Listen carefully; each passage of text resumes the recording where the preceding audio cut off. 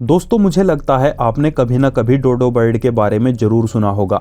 ये बर्ड मोटी थी और पंख होने के बाद भी उड़ नहीं पाती थी। एक समय था जब डोडो इंडियन ओशन में स्थित मॉरिशस के जंगलों में घूमा करती थी, लेकिन अब ये चिड़िया विलुप्त हो चुकी है और इसे विलुप्त करने में काफी हद तक इंसानों की भूमिका रही है। पर अधिकतर लोग डोडो की विलुप्ति के बारे में जो कुछ जानते हैं वो पूरा सच नहीं है। मैं ऐसा क्यों बोल रहा हूँ? क्योंकि जब डोडो विलुप्त हुई तो किसी भी इंसान ने नोटिस नहीं किया और ना इसके बारे में कोई इन्फॉर्मेशन प्रिजर्व की। जो इन्फॉर्मेशन हमें इसके बारे में मिलती है वो बहुत बाद की है और इस इन्फॉर्मेशन से हमें इसके विलुप्त होने के सही कारण नहीं मिलते। लेकिन 2005 में हुई एक नई डिस्कवरी से पता लगता है कि अभी तक डोडो के बारे में हम जितना भी जानते थे वो सब गलत है। अगर ये सब गलत है तो असली स्टोरी क्या है डोडो की?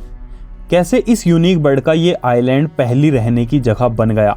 और क्या सच में इंसान ही इसके विलुप्त होने की असली वजह है? जानेंगे इन सब सवालों के जवाब आज के इस वीडियो में। लेकिन आगे बढ़ने से पहले वीडियो को लाइक जरूर करें। दोस्तों, डोडो का पहला लिखित उल्लेख 1598 में डच नाविकों द्वारा किया गया था। डच नाविक इसका वर्णन ऐसी चिड़िया के तौर पर करते थे जो देखने में मोटी, चलने में धीमी और खतरों से बेखबर, जिसे आसानी से पकड़ के मारा जा सकता था। डोडो खाने में ज्यादा टेस्टी नहीं हुआ करती थी। एक अकेली डोडो काफी नाविकों का पेट भर सकती थी, पर इसके बाद भी इसका शिकार काफी मात्रा में किया गया और 60 से 80 सालों के भीतर डोडो पूरी तरह से समाप्त हो गई। बताया जाता है लास्ट टाइम डोडो को 1660 के आसपास देखा गया था, लेकिन असल में ये कब विलुप्त हुई इसके बारे में कोई खास जानकारी नहीं है, क्योंकि जब इनकी संख्या कम हो रही थी इसके ऊपर किसी ने ध्यान नहीं दिया। इनफैक्ट पूरी एक प्रजाति के विलुप्त होने का कॉन्सेप्ट डोडो के विलुप्त होने के एक सदी के बाद आया। जब वैज्ञानिकों को पता लगा डोडो ऑलरेडी विलुप्त हो चुकी है, तब वैज्ञानिकों ने इसकी तरफ ध्यान देना शुरू किया। अब देखते हैं वैज्ञानिकों ने यह कैसे कंफर्म किया कि यह चिड़िया विलुप्त हो चुकी है। जब 1810 में अंग्रेजों ने मॉरिशस पर कब्जा किया तो नेचुरल हिस्ट्री में लोगों की रुचि बढ़ रही थी और इसी समय एक ब्रिटिश नेचुरलिस्ट को आश्चर्य हुआ ये देखकर कि डोडो कभी जिंदा थी। आगे जाकर 1816 में उन्होंने आइलैंड के लोगों से इसके बारे में पूछा, लेकिन डोडो को विलुप्त हुए 150 साल हो चुके थे, इसलिए कोई इसके बारे में नहीं जानता था। बस इस बर्ड के डच लोगों द्वारा बनाए गए कुछ चित्रण और कहानियां रह गई थी। ये कहानियां भी एक दूसरे से मेल नहीं खाती थी। इसके अलावा डोडो की कुछ हड्डियां पूरे यूरोप के म्यूजियम में रखी हुई थी और ये हड्डियां इतनी कम थी इससे डोडो का पूरा एक कंकाल भी नहीं बन पाता था। इसके बाद 1848 में ऑक्सफोर्ड में काम करने वाले 2 नेचुरलिस्टों ने डोडो पर पहला काम करना शुरू किया। इन्होंने वो थोड़े से सबूत इकट्ठा किए जो इनसे हो सके और सदियों पहले डच लोगों की किताबों से कुछ चीजें इकट्ठा की। ये डोडो को अजीब और भद्दी दिखने वाली चिड़िया बताते हैं, कुछ इस तरह जैसे उसे नहीं होना चाहिए था, लेकिन इनके इस काम से ये कंफर्म हो जाता है कि डोडो कभी जिंदा हुआ करती थी। ये दोनों कंक्लूड करते हैं कि डोडो एक तरह से कबूतर के जैसी थी, लेकिन इनके इस आइडिया की वजह से उस टाइम इनकी बहुत मजाक उड़ाई गई और बहुत समय की मशक्कतों के बाद हमारे पास इसके विलुप्त होने के वो कारण सामने आए जिन्हें हम 2005 से पहले तक सही मानते थे, लेकिन 2005 के बाद से इन सब के बदलने की शुरुआत हो गई। दरअसल इस आइलैंड पर मिट्टी की खुदाई के दौरान एक साइड से डोडो की 200 से भी ज्यादा हड्डियां मिली। इन हड्डियों से शोधकर्ता इस जानवर के बारे में और गहराई से जान सकते थे। साथ ही इस साइट की मदद से इस जगह के इकोसिस्टम और ये बर्ड यहाँ कैसे जिंदा रही इसे समझने में भी सहायता मिली। जब शोधकर्ताओं ने इस जगह के बारे में जानना शुरू किया तो वो दंग रह गए, क्योंकि डोडो को पहले बताया गया था कि वो अपनी मूर्ता की वजह से यहाँ है, पर यह बात बिल्कुल बकवास थी।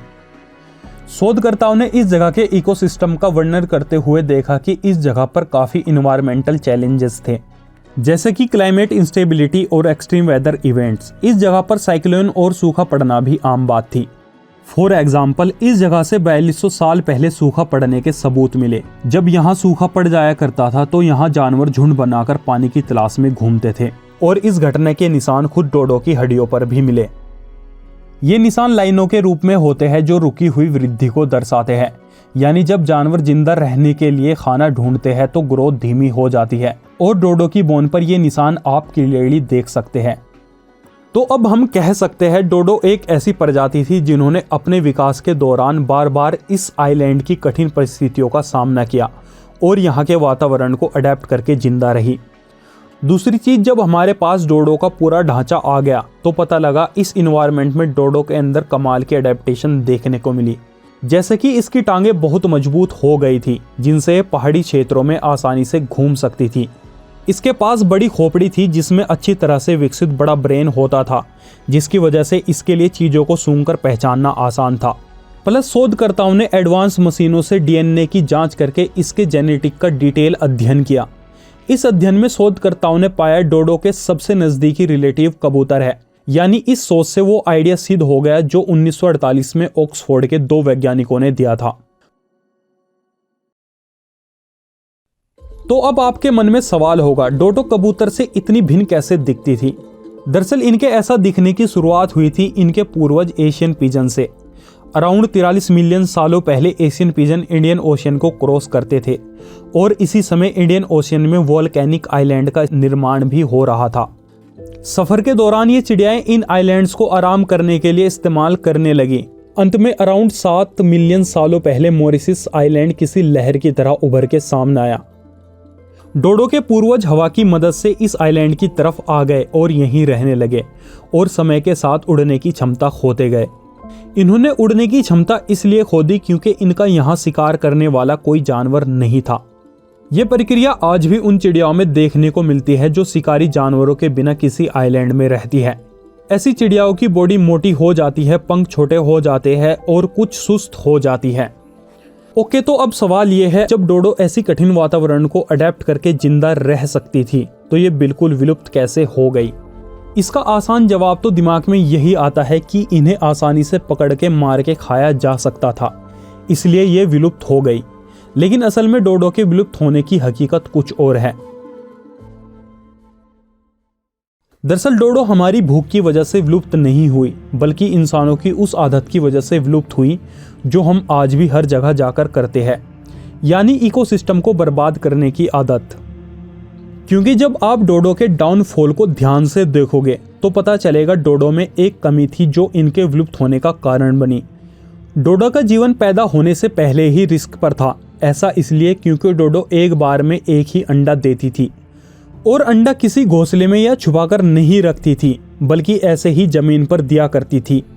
तो जब इस आइलैंड पर लोग गए तो उनके साथ कुछ ऐसे जानवर आए जो अंडे के भूखे थे। ये जानवर सूअर और चूहे थे जिन्होंने अंडों को बर्बाद करना शुरू किया। तो एटलीस्ट डायरेक्टली डोडो को हम इंसानों ने विलुप्त नहीं किया, लेकिन ये चीज़ हमारे जाने की वजह से ही हुई। वैसे आपको पता लग गया होगा, शोध करने से बहुत चीज़ों का सच सामने आ जाता है। इसी तरह से एक शोध विलुप्त हुए जानवरों को वापस लाने के लिए किया गया। अभी इस चीज़ में हमारे हाथ सफलता तो नहीं लगी, लेकिन हो सकता है भविष्य में डोडो हमारे बीच वापस आ जाए। तो आज की वीडियो में इतना ही। वीडियो पसंद आया हो तो वीडियो को लाइक जरूर करें। आपके लाइक से वीडियो को आगे बढ़ने में मदद मिलेगी। वीडियो देखने के लिए शुक्रिया।